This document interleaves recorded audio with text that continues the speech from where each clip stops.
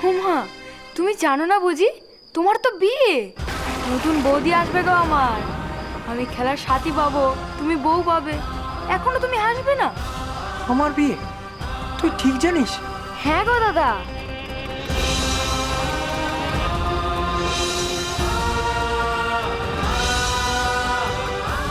তুই ঠিক বলছিস ভাই, আমার বিয়ে? হ্যাঁ গো, তোমার বিয়ে। কেন তুমি কিছু জানো না দাদা? না তো, তুই জানলি? তুই কি করে জানলি? তোকে কে বললো? আমি শুনেছি, মা আর বাবা বলা বলি করছিল। তোমার বিয়ের দিনও তো ঠিক হয়ে গেছে। কি বলছিস? কবে? সামনের মাসের 5 তারিখ। সব কিছু ঠিক হয়ে গেল, অথচ আমায় কেউ কিছু বললো না। তোমার তো আনন্দ হওয়ার কথা দাদা, তুমি কাঁদছো কেন এটাই তো বুঝতে পারছি না। কেন গো, বিয়ে করা কি খারাপ দাদা? সবাই তো বড় হলে বিয়ে করে। বিয়ে সবার জন্য নয় রে ভাই। বিয়ে হলো মুক্তির পথে বেরি। আমি যাকে এত কাল ধরে খুঁজে এসেছি, যাকে আমি এত কাল ধরে চেয়ে এসেছি, তাকে আর পাওয়া হলো না রে ভাই, তাকে আর পাওয়া হলো না। কেন হবে না দাদা? তুমি যাকে খুঁজছো তাকে নিশ্চয়ই খুঁজে পাবে। তুমি যদি তাকে খুঁজে না পাও তাতেও কোনো দুঃখ নেই। আমি বড় হয়ে তাকে ঠিক খুঁজে বের করব তোমার জন্য। না রে, আমি নিজের সুখের জন্য, আনন্দের জন্য তাকে চাইছি না। আমার কোনো চাহিদা নেই, লোভ নেই, আকাঙ্ক্ষা নেই। আমি যা চাইছি সকলের সুখের পথে দিশা। বেশ তো, আমি না হয় সবার জন্য সুখের দিশা খুঁজে আনবো। মানুষের দুঃখ কষ্ট দূর করা যায় কিভাবে সেটা দেখব। তুই হয়তো তা পারবি ভাই, তোর মধ্যে সেই লক্ষণ আছে, কিন্তু আমি কি করব জানি না। আমাকে কে দিশা দেখাবে? তবে কি ইহ জন্মে জীবাত্মার সঙ্গে পরমাত্মার মিলন হবে না? এসব কথার মানে কি দাদা? বুঝবি মাই, বড় হলে ঠিক আমার কথাগুলো বুঝবি। নে, এখন অনেক রাত হলো, শুয়ে পড়, কাল টলে যেতে হবে।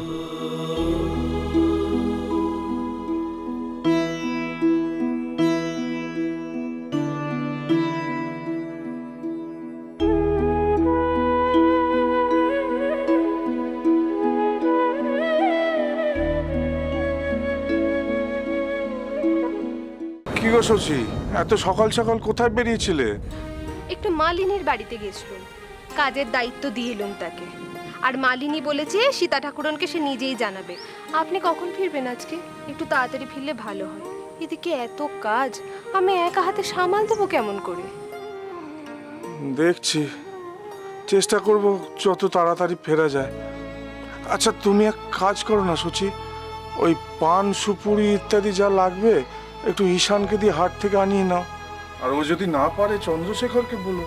আর তোমার দাদা বৌদির তো আসার কথা, তারা কখন আসবেন? সেটাই তো কথা। মা, আমি টলে যাচ্ছি, ফিরতে দেরি হতে পারে। দাঁড়াও বিশ্বর,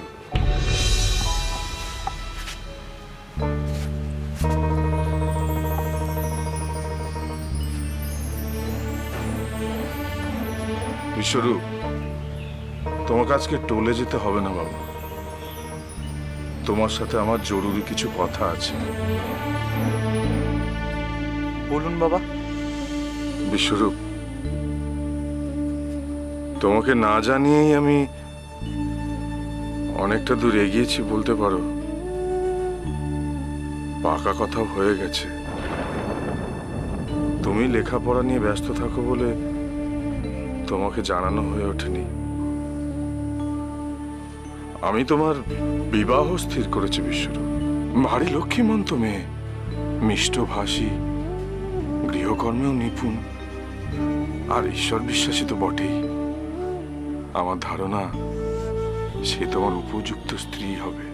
একবারে বিবাহ স্থির করে ফেললেন আমার? হ্যাঁ বাবা, আমার উপর ভরসা রাখো। আমার মনে হয় তোমারও মেয়েটিকে পছন্দই হবে। আর তাছাড়া তোমার মায়ের হাতে হাতে কাজ করার একটা মানুষও তো হবে। গুরুদেব জানেন, হুম। মত দিয়েছেন? না, মত দেননি। তবে এ বিয়ে আমার মতে হবে বিশ্বরূপ। আমি তোমার জন্মদাতা পিতা, গুরুর অধিকার। তারপর কাল থেকে স্ত্রী আচার শুরু হবে। আর একটা দিন দেখে আমি কন্যাকে আশীর্বাদ করতে যাব।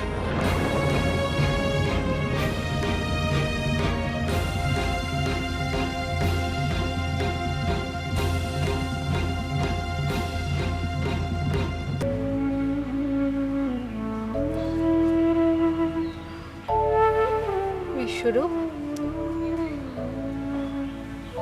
কি হলো বাবা? চুপ করে আছিস কেন? কিছু বলবি না? আমি আর কি বলবো, সবকিছু তো আপনারাই ঠিক করে ফেলেছেন। আমাকে জানানোর প্রয়োজনটুকু মনে করলেন না। আমি আসি, আমার টলে যেতে দেরি হয়ে যাচ্ছে। দাঁড়াও বিশ্বরূপ, যতদিন না তোমার বিবাহ সম্পন্ন হচ্ছে ততদিন তুমি টলে যাবে না। বিবাহের পরে যেও।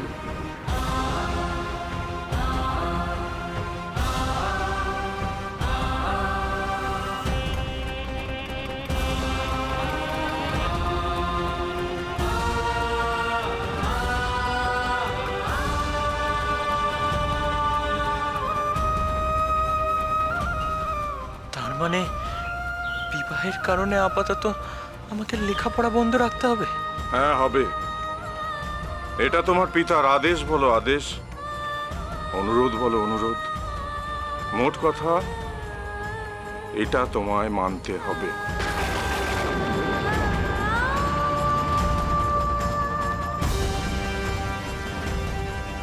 যাও, ঘরে যাও।